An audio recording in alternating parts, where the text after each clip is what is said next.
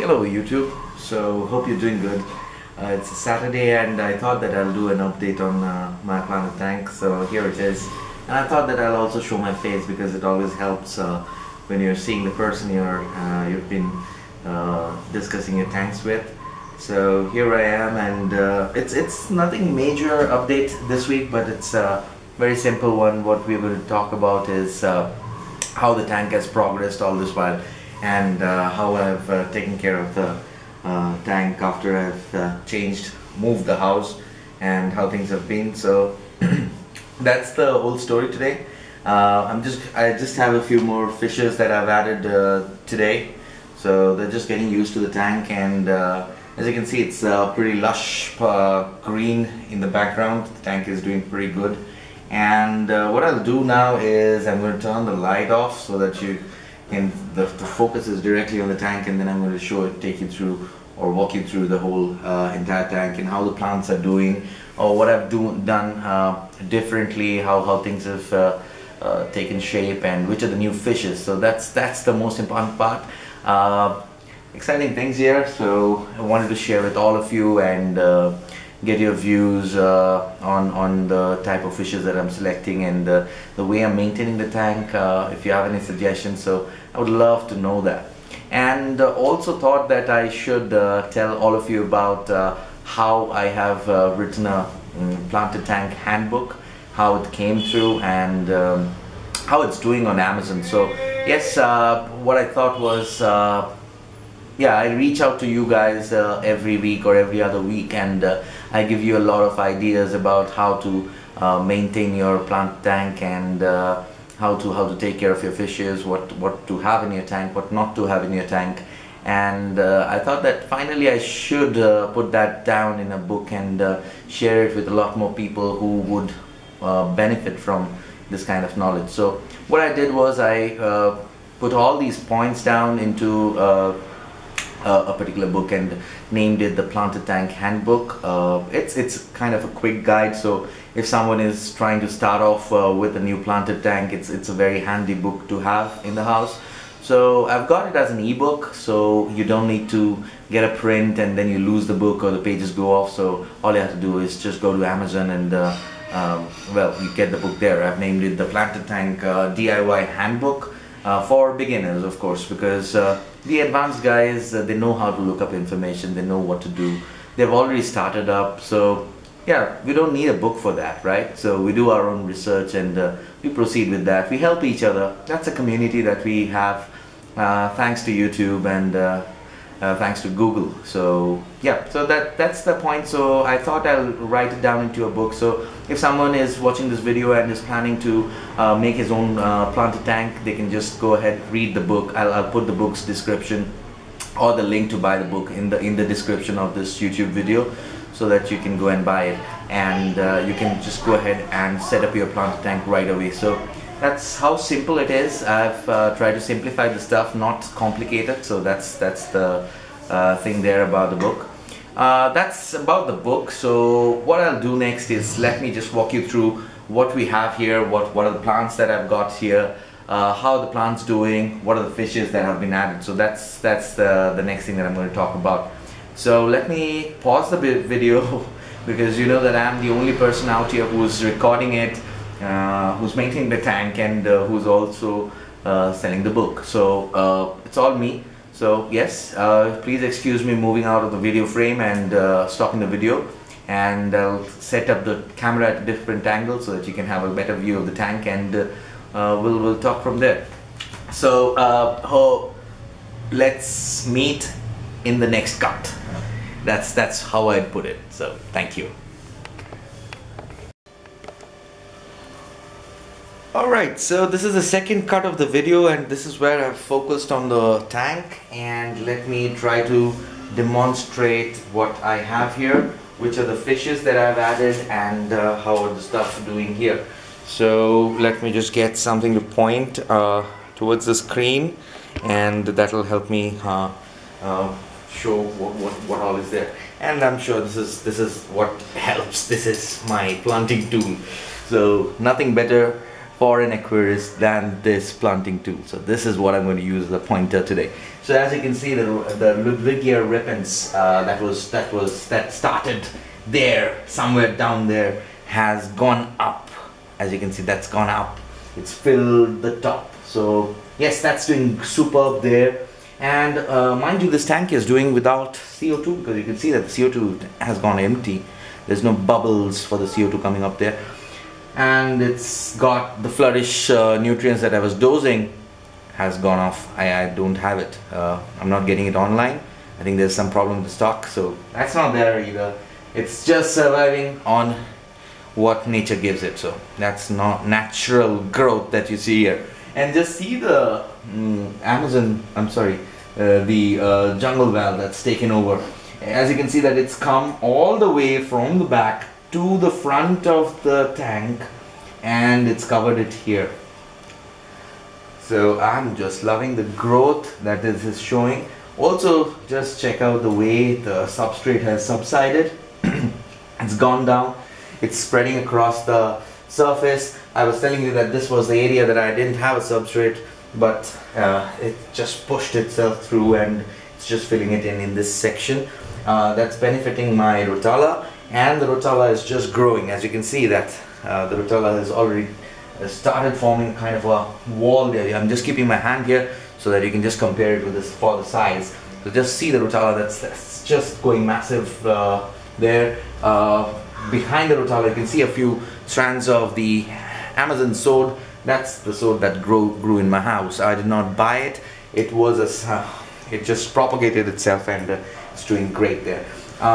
Move a little more here, and you can see that the jungle, the grass that I have put, the dwarf hair grass, that's also doing superb. I've not trimmed it because I think DPK Aquarius wanted it to see how it does in 2 weeks. So shout out to you. This is how it looks when you don't trim your hair grass and don't trim your repens there. So it just becomes a jungle, and that's exactly what we have here. Now let's go talk about the fishes that I've added. Here it is. That you can see in the background, swimming towards me is a silver rainbow shark. Let's see if I can get its attention. That's the silver rainbow shark. Yeah. I've got the other black rainbow shark, black with a bit of red fins. That looks beautiful, but it's too shy to come off, so of course I can't show it to you. Maybe at the end of the video what I'll do is I'll just take the camera in my hands, try to search for it through the foliage, and try to give you a view of it. Also, I've noticed something, a new behavior from the gouramis. As you can see, that gourami somewhere there, I don't know, behind the angels, I think it's blocked by the angels, has decided to make its house inside the Ludwigia jungle that's there. So there you can see them, and they're fighting for their space. God knows, are they going to spawn or not? I don't know, but yeah, let's see how it goes. What else? Yeah, so I've added a lot of neon tetras. You can see a lot of small neons in the background, and a few rummy nose tetras as well. I've added a few shrimps, so in a few weeks time, not a few weeks, but maybe a couple of months, they'll breed, and you'll see a lot of shrimps just jumping out of those dense growth on the right. So what I'm going to do next is I'll just take the camera quickly, give you a view, excuse the movement, but I'll give you a view of how the fishes look from close up. And I think my space is running out. This video has to be ended. Alright people, sorry about that. So yes, what I did was I had to go, my memory card just ran out of space, so I had to go and get that cleaned, and now I'm just recording again. We have a lot of time, not a problem now. So yes, let me just give you a quick view of all the fishes that we have got. Look at the way these guys are schooling. I mean, beautiful. Just look at my neon tetras, it's schooling so nicely.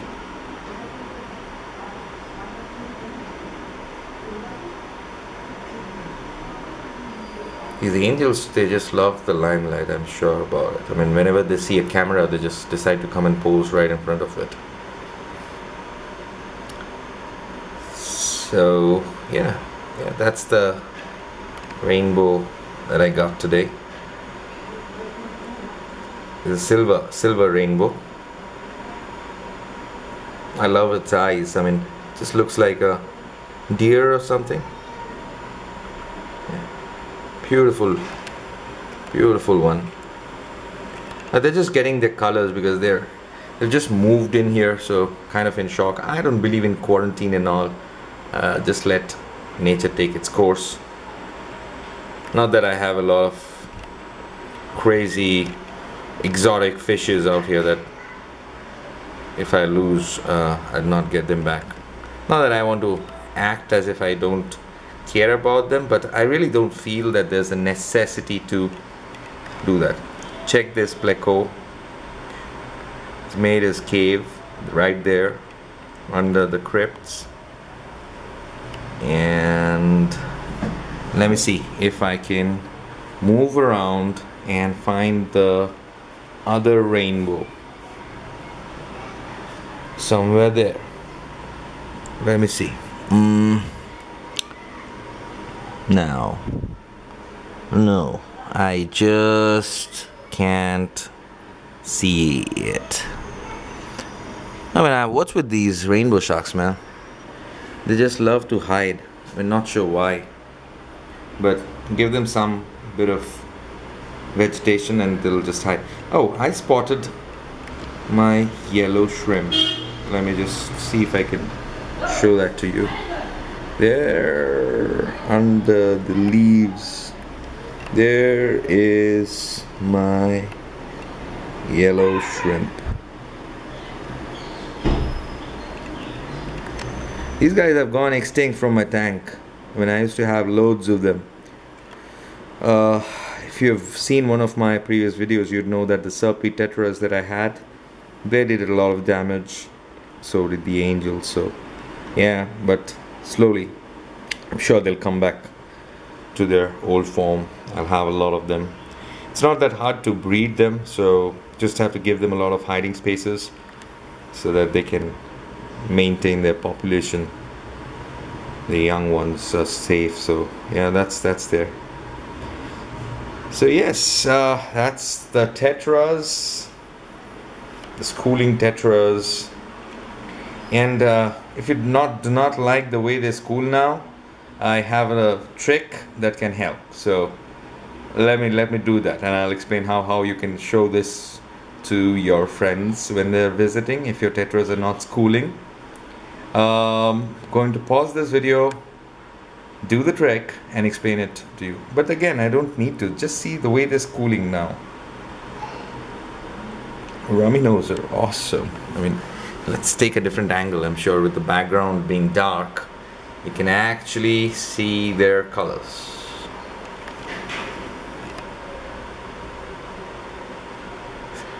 Wow.